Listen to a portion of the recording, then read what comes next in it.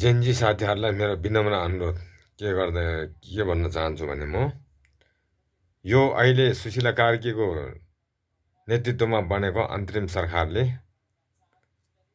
हाम्रो आन्दोलनलाई हामीलाई धोक्का दिने काम भइरहेको छ। धोक्का दिने काम सुरु गरेको छ। किनकि अहिले जुन छानबिन गर्ने भनेको छ नि, यो छानबिन चाहिँ शेरबहादुर देउवाको सम्पत्ति छानबिन गर्ने भनेर सम्पत्ति शुद्धिकरण विभागले चाहिँ छानबिन गर्दैछ भनेर शेरबहादुर देउवा एउटाको मात्रै छानबिन गर्ने, अरूको कसैको पनि नगर्ने।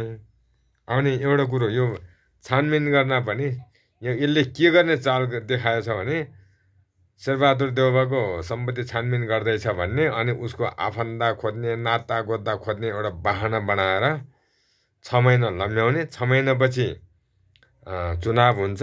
त्यसपछि सेरैलाई पनि कारबाही गर्दैन, कसैले फेरेलाई पनि कारबाही गर्नेवाला छैन। यो सुशीला कार्कीको नेतृत्वमा बनेको यो अन्तरिम सरकारले कुनै पनि भ्रष्टाचारलाई कारबाही गर्ने छन्द देखाएन। त्यसैले गर्दा जेनजी साथीहरूलाई म विनम्र अनुरोध के भन्न चाहन्छु भने हामी सजग रहनु होला, खबरदार गर्नु होला। तर अहिलेको यो सुशीला कार्की नेतृत्वको अन्तरिम सरकारले कुनै पनि यो काङ्ग्रेसलाई मात्रै होइन, कोही कसैलाई पनि, एउटा कुकुरलाई पनि कारबाही गर्ने यिनीहरूले छन्द देखाएको छैन। जबकि यिनीहरूले अहिलेसम्म गरेको जुन कामको हिसाब हेर्दाखेरि यो जेनजीहरूलाई भुलाउने काम मात्रै गरिरहेको छ कि अहिलेको जुन आन्दोलनको जगमा बनेको यो अन्तरिम सरकारले।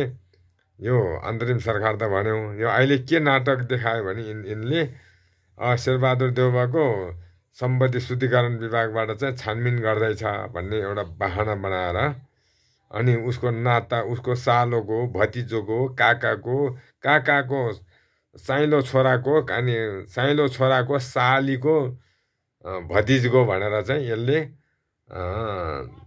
6 महिना झुलाउने।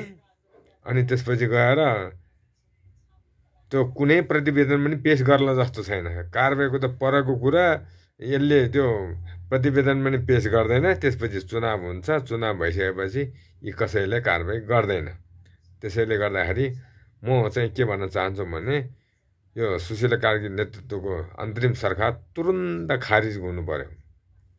तुरुन्त खारिज गरेर अन्तरिम सरकार भनेपछि अन्तरिम संविधान सहितको अन्तरिम सरकार आउनु पर्यो। यी बदमासहरू जति सबै यो दल त्यो दल भन्ने होइन कि जो कोही होस् सबलाई छानबिन तुरुन्त पक्राउ गरेर जेल हाल्नु पर्यो भन्ने हाम्रो जेनजीको माग हो। तर त्यो जेनजीको माग अनुसारको काम यो सुशीला कार्की नेतृत्वको सरकारले पनि गर्ला जस्तो मलाई लागेन, मलाई शङ्का लाग्यो। किनकि आज एउटा समाचार बाहिर कि शेरबहादुर देउवाको सालोको घरमा चाहिँ छापा मारे अरे। भनेपछि आज सालोको घरमा छापा मार्छन्, भोलि सालोको सालीको घरमा जान्छन्, पर्सि साली चाहिँको भतिजोको घरमा जान्छन्, अनि निकोर्सी भतिजो चाहिँको पनि भतिजो, सालीको कान्छो भाइको काकाको नातिनीको घरमा जाला। अनि यसले यसो गर्दा गर्दै अनि जेनजीहरूलाई झुलाउने के भने के गर्यो तपाईँहरूले भन्यो भने होइन, हामी शेरबहादुर देउवाको छानबिन गर्दैछु, सम्पत्ति शुद्धिकरण हेर्दैछु भनेर चाहिँ झुलाउने, अनि अरू कोही कसैको नहेर्ने। अब अरूको त कुरा, त्यो अहिले जुन उ गरिरहेको यसले छानबिनको नाटक देखाएर यो जेनजीलाई भुलाउने काम गरिरहेको छु। त्यसैले गर्दा म सुशीला कार्की नेतृत्वको यो सबैभन्दा पहिला यो मन्त्रीमण्डल गठनै चित्त बुझेको छैन। अन्तरिम सरकार भनेको छ, अन्तरिम संविधान नल्याइकन अन्तरिम सरकार कसरी भयो? अनि अहिलेसम्म एउटा चरो मुसोलाई पनि यिनीहरूले कारबाही गरेको पनि छैन, समातेको पनि छैन। अब अहिले यो मान्छेलाई भुलाउनलाई, सोझो जेनजीहरूलाई भुलाउनको निम्ति शेरबहादुर देउवाको चाहिँ सम्पत्ति शुद्धिकरणबाट छानबिन भइरहेको छ भनेर भनेको थिएँ, भन्दै गरेर सुनेको थियो। आजको आएर त यहाँ त कुरा त अर्को सुन्न थाल्यो नि, उहाँको सालोको घरमा रे। मैले अघि पनि भने, आज सालोको घरमा गयो, भोलि सालोको सालीको घरमा जाला, पर्सि सालीको भाइको भान्जोको घरमा जाला। त्यसो गर्दा गर्दा यिनीहरूले जेनजीहरूलाई झुलाउने अनि 6 महिना बितेपछि चुनाव गर्ने अनि यसले कसैले पनि कारवाही गर्दैन। जेनजी साथीहरू बेलायमा सजग भएर यिनीहरूलाई खबरदारी काम चाहिँ गर्नु पर्यो। यो अन्तरिम सरकार हो भने अन्तरिम संविधान ल्याएर तुरुन्त यो बदमासहरूलाई कारवाही गर्ने प्रक्रिया अगाडि बढाउन लाउनु पर्यो भनेर म जेनजी साथीहरूलाई म विनम्र अनुरोध गर्न चाहन्छु। र अहिलेको अन्तरिम सरकारको प्रधानमन्त्रीज्यूलाई पनि तपाईँले कि जेनजीको मागअनुसारको काम पुरा गर्नुहोस्, होइन भनेदेखि यो नाटक नदेखाइदिनुहोस्।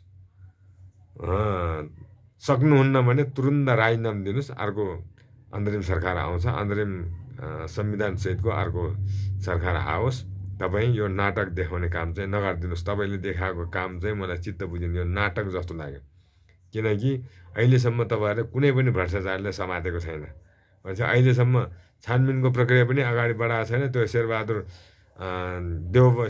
देउबाको सालोलाई छानबिन गर्न गयो अरे भनेपछि यो मलाई फिटिक्कै चित्त बुझेन।